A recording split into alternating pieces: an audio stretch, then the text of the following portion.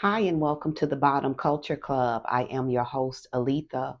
Welcome back for another pick of the day where I pick a book off my shelf, randomly open to a page, and share with you guys the message. For this month of April, I am doing something different with the pick of the shelf. I will be featuring poetry in honor of National Poetry Month. So, all April long, I encourage you to join me. I plan to post a poetry read a day as well as a poet highlight. We are starting today. Our pick of the shelf is the collected poetry of Nikki Giovanni. Okay, look, excuse the way it looks. I eat, sleep, and breathe my books, so it is well used. In picking this book off the shelf, I opened to page 103, where this is a poem by the poet Nikki Giovanni, where she writes in reverence to Aretha Franklin. So the poem is called Poem for Aretha. But before I dive into the poem, I wanted to just give the poet Nikki Giovanni a quick highlight. We recently lost this dynamic poet in November of 2024.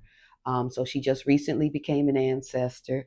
But the work of Nikki Giovanni, it's resonated and covered multiple movements.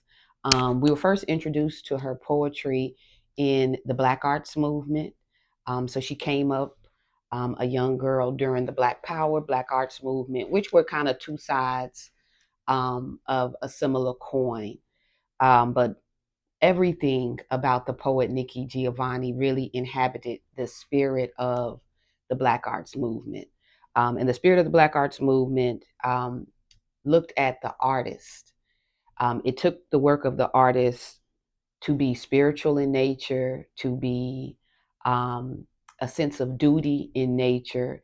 With this new crossing of the guard, with the Black Arts Movement, they were seeking to take the artist and to inform his primary duty to speak to the spiritual and cultural needs of Black people. So the goal of the Black Arts Movement was to establish and redefine the Western aesthetic. I really want to call it the first movement of for us by us. Okay, but the goal was to clearly establish the tradition, reestablish the traditional role of the writer, to also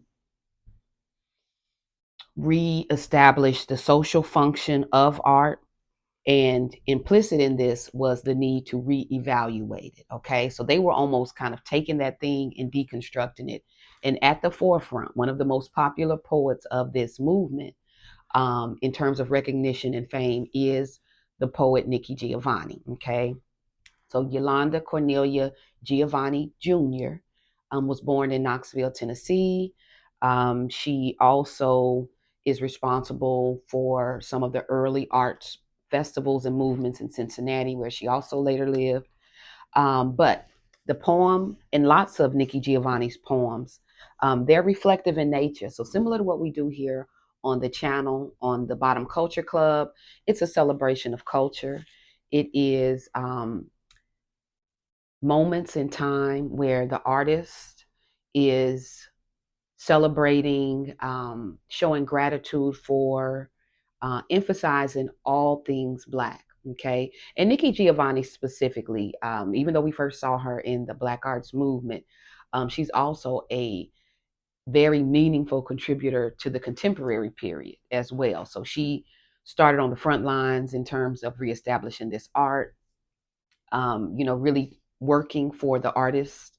And when I say artist, I mean writer, filmmaker, musician, art in any capacity, right? They took this very serious. This was a duty at that time of speaking to, nation building, reestablishing again this idea of art according to a Black aesthetic. Okay, so really important work that she did. Later in the contemporary period, she became a teacher of this art. Um, so a lot of her poems is given paying homage to artists who came before her, artists who influenced her, and artists who influence the culture. Okay, so Nikki Giovanni is the poem for, or the first poet I am highlighting for this month's National um, Poetry Month, and the poem is Poem for Aretha. Because nobody deals with Aretha, a mother of four children having to hit the road. They always say after she comes home, but nobody ever says what it's like to get on a plane for a 3 week tour, the elation of the first couple of audiences, the good feeling of exchange, the high you get from singing good and loud and long, telling the world what's on your mind.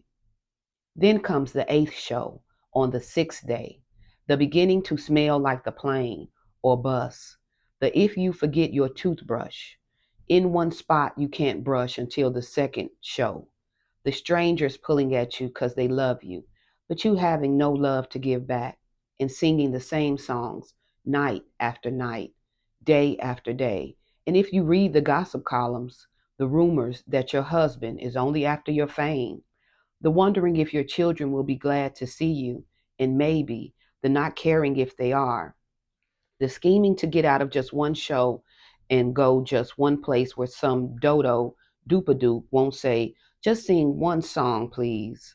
Nobody mentions how it feels to become a freak because you have talent, and how no one gives a damn how you feel, but only cares that Aretha Franklin is here. Like maybe that'll stop.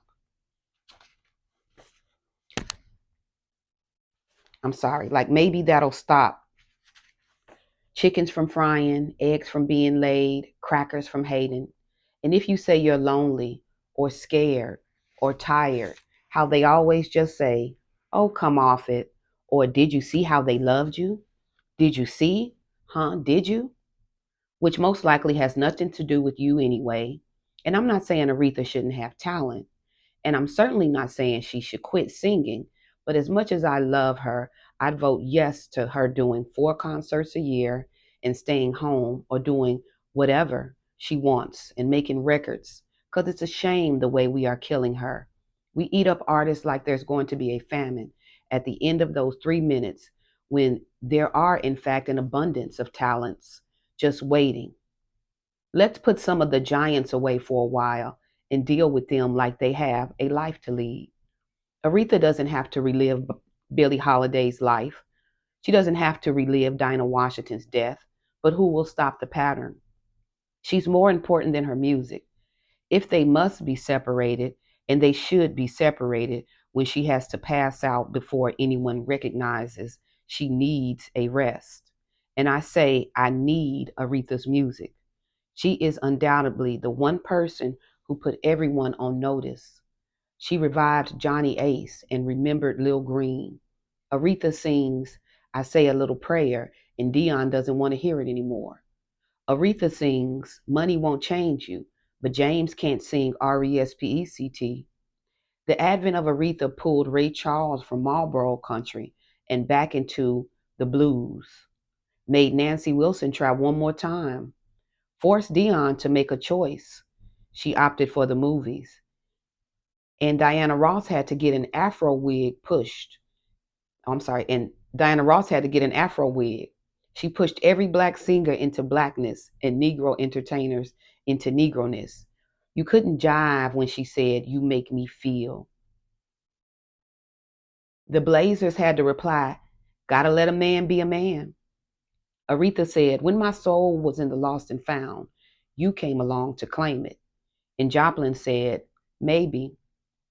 There has been no musician whom her very presence hasn't affected. When Humphrey wanted her to campaign, she said, Woman's only human. And he pressured James Brown. They removed Otis because the combination was too strong. The impressions had to say, Lord have mercy, we're moving on up. The black songs started coming from the singers on stage and the dancers in the streets. Aretha was the riot, was the leader. If she had said, Come, let's do it, it would have been done. Temptations say, Why don't we think about it, think about it, think about it? Okay. And that is the end of the poem for Aretha by Nikki Giovanni. If you enjoyed this poem or any other poem by Nikki Giovanni, go ahead and like the video, comment, share, subscribe. I will be back with another pick of the shelf where we highlight another poem for this National Poetry Month and where we take a look at another poet. Okay. Make sure you join me. Make sure you share the video. Subscribe to the YouTube channel as well. And I will be back with another one soon.